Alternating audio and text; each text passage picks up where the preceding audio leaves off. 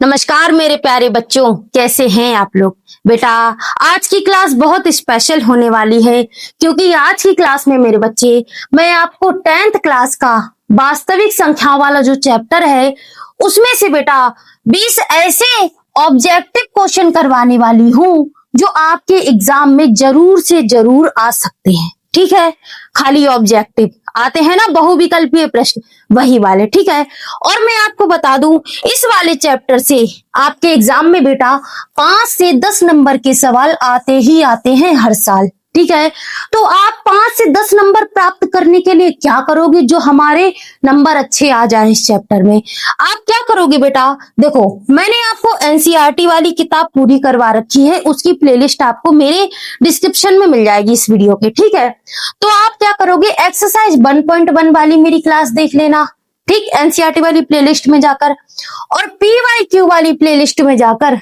आप chapter number 1 की इसके पहले मैंने एक वीडियो और कराई है जिसमें 10 वर्षों के पिछले 10 वर्षों के प्रश्न लिखा होगा ऐसे थंबनेल में, है ना। वो वाली वीडियो देख लेना और उसका पार्ट 2 देख लेना जिसमें टॉप 50 क्वेश्चन मैंने करवाए थे परिमेय और अपरिमेय संख्याओं के। ठीक, और पहली वाली वीडियो में मैंने कराए थे भाज्य अभाज्य वाले और मासा लासा वाले, ये सब मैंने करवाए थे। और आज ये बेटा आपकी लास्ट वीडियो हो, इसमें सारे ऑब्जेक्टिव क्वेश्चन मैं आपको देने वाली हूँ। बस इतना कर लेना, 5 से 10 नंबर पक्के हैं। इतना टाइम आप इसको दे दो, चैप्टर नंबर 1 आपका फिनिश हो जाएगा। ठीक है बेटा, अब मैं आपसे बात करती हूँ आज के प्रश्नों के ऊपर। ठीक, चलो करते हैं। ध्यान से पढ़ना है कि क्वेश्चन आराम आराम से करवाऊंगी, ठीक है ना। पहला क्वेश्चन देखो बेटा, दिया है HCF। क्या दिया है बेटा, HCF है 40 और किसका किसका है 2520 का और 6600 का HCF है 40 और एलसीएम है बेटा इसका 252 में गुणे के। तब क्या कह रहा है, तब कह रहा है के का मान बता दो। और ये प्रश्न आपका है सीबीएसई में पूछा गया है 2004 में। ठीक, सीबीएसई का ही नहीं, मेरे पास यूपी बोर्ड का भी है, देखो, है ना। तो आपको मैं यूपी बोर्ड के हिसाब से पढ़ा रही हूं, लेकिन ये जो क्वेश्चन है वो बहुत इंपॉर्टेंट है, आ सकता है, इसलिए मैंने इसमें लगाया है। ठीक, अब देखो बेटा, जब भी आपको दो संख्याएं दी हुई हो, उसका एलसीएम या एचसीएफ दिया हो, तो मैंने हमेशा आपको फॉर्मूला बताया है। हालांकि जब आप मेरी एनसीईआरटी वाली क्लास देखोगे और इसकी जो 2 वीडियो और है वो देखोगे ना, तो आपको ये फॉर्मूले उसमें बार बार रिपीट मिलेंगे, क्योंकि सब सवाल ही मैंने इतने सारे कराए हैं। तो बेटा जब दो संख्याओं का एलसीएम और एचसीएफ दिया जाता है तो आप फॉर्मूला लगाते हो, उसका फॉर्मूला होता है बेटा दोनों संख्याओं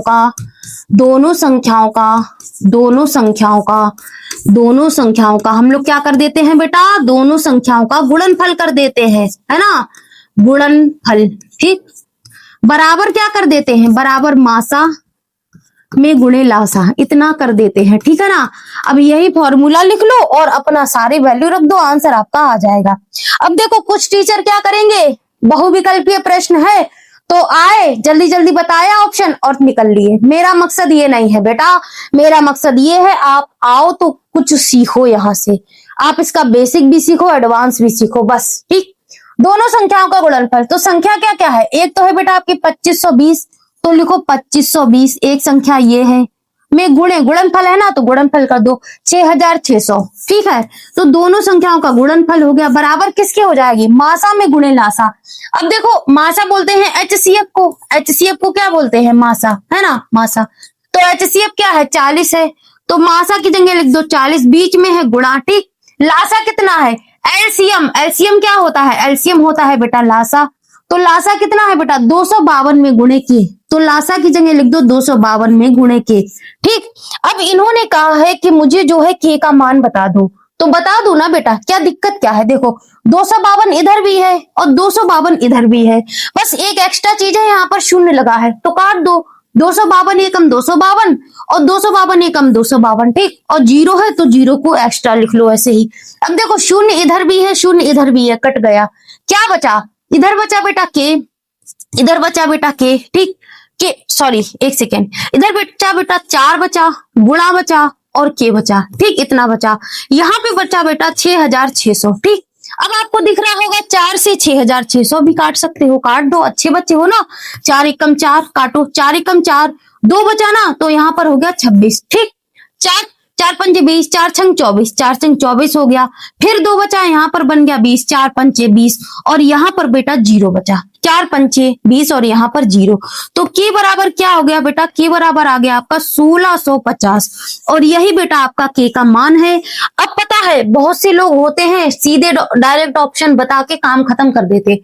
देखो ऑप्शन नंबर बी ए इसका आंसर है। ठीक है, समझ में आया।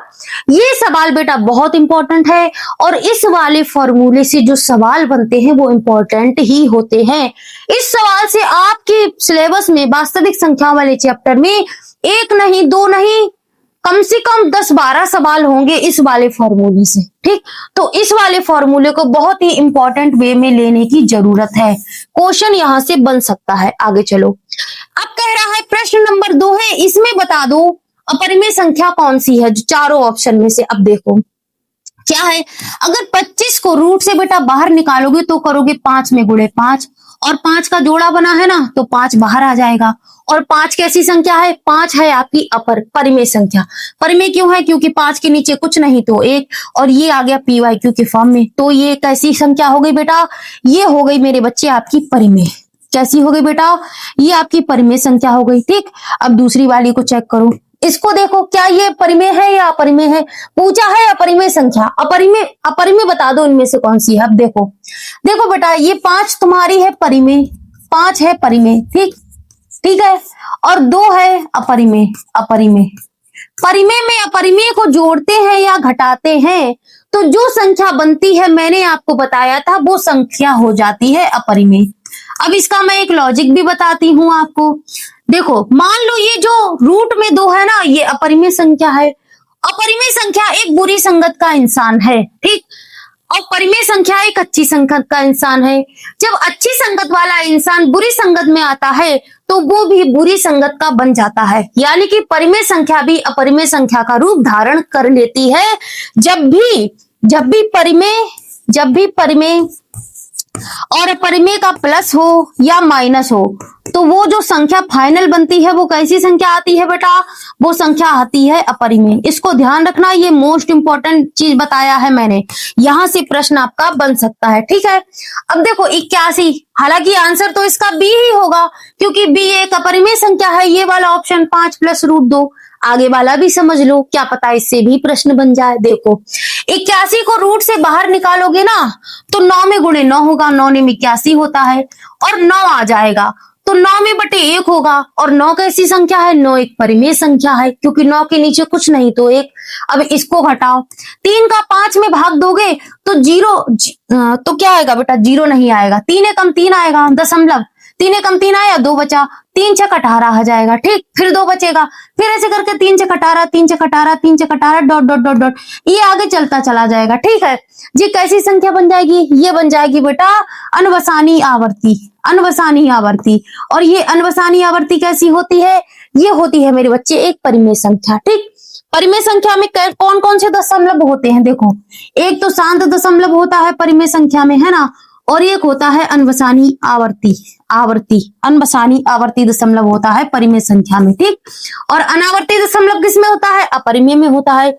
ये सारी चीजें बेटा डिटेल से मैंने पढ़ाई है, एक्सरसाइज वाली वीडियो देख लो जाकर। ठीक है ना, आगे देखो प्रश्न नंबर 3 देखो क्या बन रहा है, मोस्ट इंपॉर्टेंट है कि √2 और 2 - √2 का गुणनफल क्या होगा। अगर मैं इसका गुणा कर दूं तो वो कैसी संख्या आएगी, इनमें से बताना है। तो क्या है बेटा, √2 है और इसका गुणा करना है 2 - √2 में। ठीक है, चलो गुणा करके देखो, √2 का गुणा 2 में कर दो तो 2 √2 बनेगा, बीच में है माइनस, √2 का गुणा √2 में करोगे बेटा तो 2 आ जाएगा।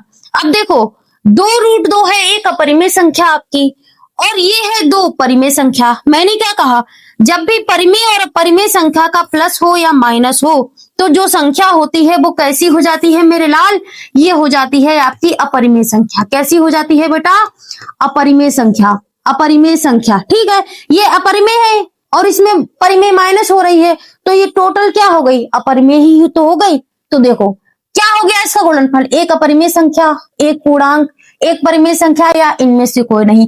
उत्तर क्या आया है? अपरिमेय आया है ना, तो यही वाला बेटा आपका आंसर होगा। Option number A is right. ये वाला भी नहीं होगा, ये वाला भी नहीं होगा, ये वाला भी नहीं होगा। ठीक है, आगे चलो। अगला क्वेश्चन कहता है कि निम्नलिखित संख्याओं में से परिमेय संख्या होगी। ये जो ऑप्शन दिए हैं ना, इनमें से पूछा है परिमेय संख्या कौन सी है। तो देखो, जैसे पहला वाला देखो, √3 है और बटे में बेटा √5 है। तो इसको हल करने का तरीका मैंने आपको क्या बताया है? रूट वाली संख्या का गुणा ऊपर भी होता है और नीचे भी होता है। तो 3 का गुणा 5 में करोगे तो 3 × 5 = 15 आएगा, और 5 का गुणा √5 में, एक ही जैसी संख्या है, रूट में है, तो एक रूट खत्म, एक संख्या खत्म, क्या बचा? 1 बचा। अब देखो, इसके आगे हम इसको हल नहीं कर सकते, तो अपरिमेय में बटे परिमेय है, तो ये टोटल कैसी संख्या है? ये संख्या है बेटा आपकी अपरिमेय। ठीक है, तो ये वाला ऑप्शन तो नहीं होगा क्योंकि पूछा है हमसे परिमेय। अब इसको हल करो, ये देखो √5 है और प्लस में √7 है, ये हो गया a + b, और 5 है माइनस √7 है। अब देखो, यहां से एक फॉर्मूला बनना है, दिमाग लगाओ थोड़ा सा। कैसे? ये बन रहा है बेटा a + b में गुणे a - b, तो यहां से क्या हो जाता है? a² - b² हो जाता है। तो करो, √5 का स्क्वायर, a की जगह पर √5 का स्क्वायर, बीच में माइनस, और √7 का स्क्वायर, इसको हल कर दो। √5 को बाहर निकालोगे स्क्वायर से तो 5 मिलेगा, और √7 को बाहर निकालोगे तो 7 मिलेगा। 5 में से 7 गया, माइनस का 2 बचा, क्योंकि माइनस का 7 बड़ा है। अब माइनस के 2 कैसी संख्या है? ये है आपकी एक परिमेय संख्या, क्योंकि परिमेय इसके नीचे कुछ नहीं तो 1। ठीक है, ये बेटा है आपकी परिमेय संख्या, तो यही आपका आंसर होगा। उसने आपसे परिमेय संख्या ही पूछी थी मेरे बच्चे, तो यही आपका आंसर होगा। ठीक है, अब आगे का भी हल करवा दूं। देखो, 7 का गुणा 2 में करोगे और रूट ऐसे ही रहेगा, 7 दूनी 14, और रूट में 14 बाहर नहीं निकाल सकते, तो ये कैसी संख्या है बेटा?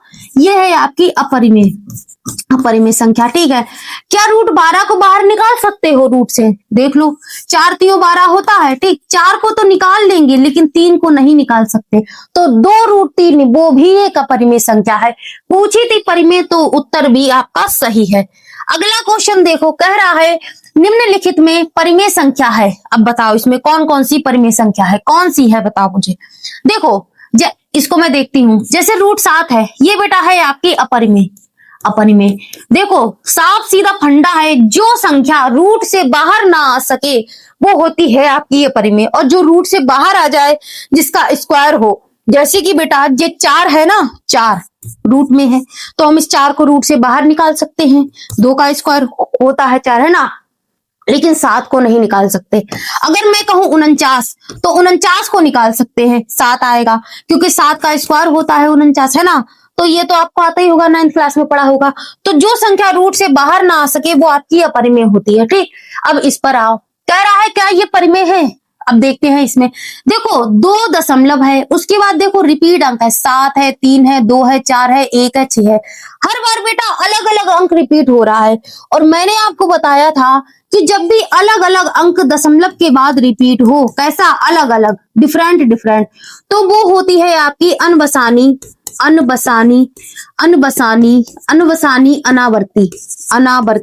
और अनबसानी अनावर्ती कैसी संख्या है मेरे बच्चे? ये है आपकी एक अपरिमेय संख्या।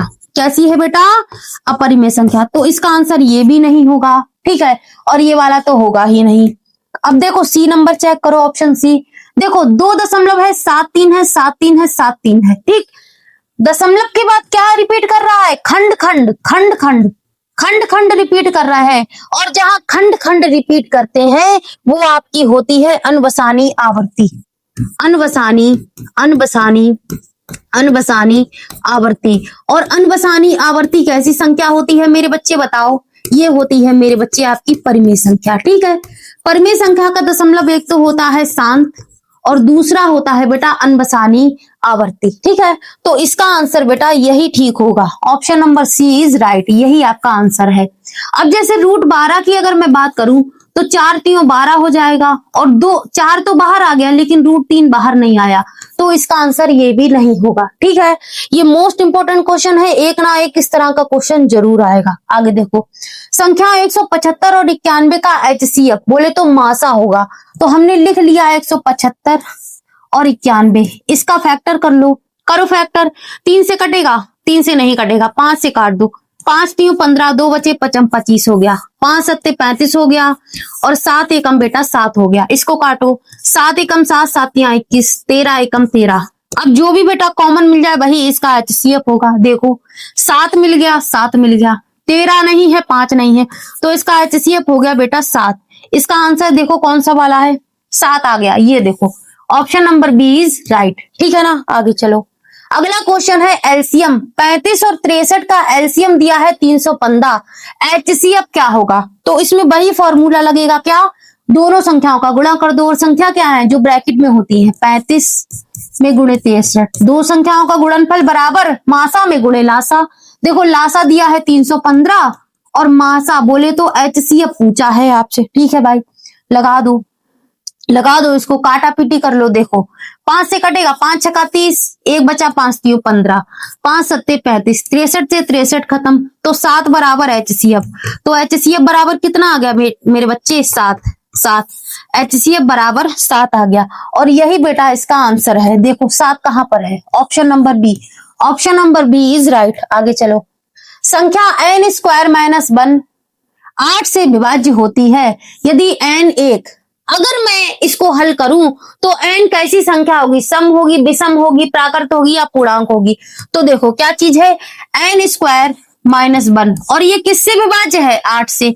तो इसको जैसे इसने बोला है हमने वैसे ही लिख लिया। अब कह रहा है यदि ये 8 से विभाज्य हो जाए तो बेटा हमको ऐसा अपना दिमाग लगाना पड़ेगा कि ये संख्या 8 से विभाज्य हो जाए। देखो 8 के पहाड़े में क्या आता है? 8 आता है, 16 आता है। क्या हम यहाँ पर 16 बना सकते हैं? 16 बना सकते हैं। देखो 4 चक्कू 16, ठीक, 4 चक्कू 16, 16 में से हम इसको देखो 16 बनाएंगे ना तो यहाँ पर हमें ऐसी संख्या रखनी हो जो 16 से कम हो। 16 से कम 15 होती है और 15 का स्क्वायर करेंगे तो बहुत हो जाएगा। यहाँ पर हम लोग जैसे अगर 5 रख दें, 5 रख दें, है ना, 5 रख दें तो देखो 5 का स्क्वायर हो जाएगा 25 और माइनस में 1 बटे हो जाएगा 8। 25 में से 1 जाएगा तो 24, ठीक, और बटे 8। 8 पंजे 8 एकम 8, 8 दूनी 16, 8 तिया 24। तो 8 से घटा 3 बार तो 3 आ गया। देखो अब आया बेटा 3। तो क्या पूछा था? यदि विभाज्य होती है तो n एक कैसी संख्या है? हमने n की जगह पर क्या रखा? हमने n की जगह पर रखा है 5। हमने n की जगह पर रखा है 5 और 5 का स्क्वायर खोला है तो 25 आया। तो 5 कैसी संख्या है बेटा? विषम। तो उसने वही पूछा था कि n कैसी संख्या है? n कैसी संख्या है? हमने n बराबर 5 लिया ना, तो n कैसी है? विषम संख्या है। हमने 5 का स्क्वायर किया, 25 में से 1 गया 24 और 8 से 24 कट गया, है ना, 8 तिया 24, पूरा पूरा कटा है, एक भी कुछ बचा नहीं, 8 तिया 24। तो n हमने क्या माना था? 5। और n कैसी संख्या है? विषम संख्या। कैसी है मेरे बच्चे? विषम संख्या। तो इसका उत्तर क्या हो गया? ऑप्शन नंबर सी।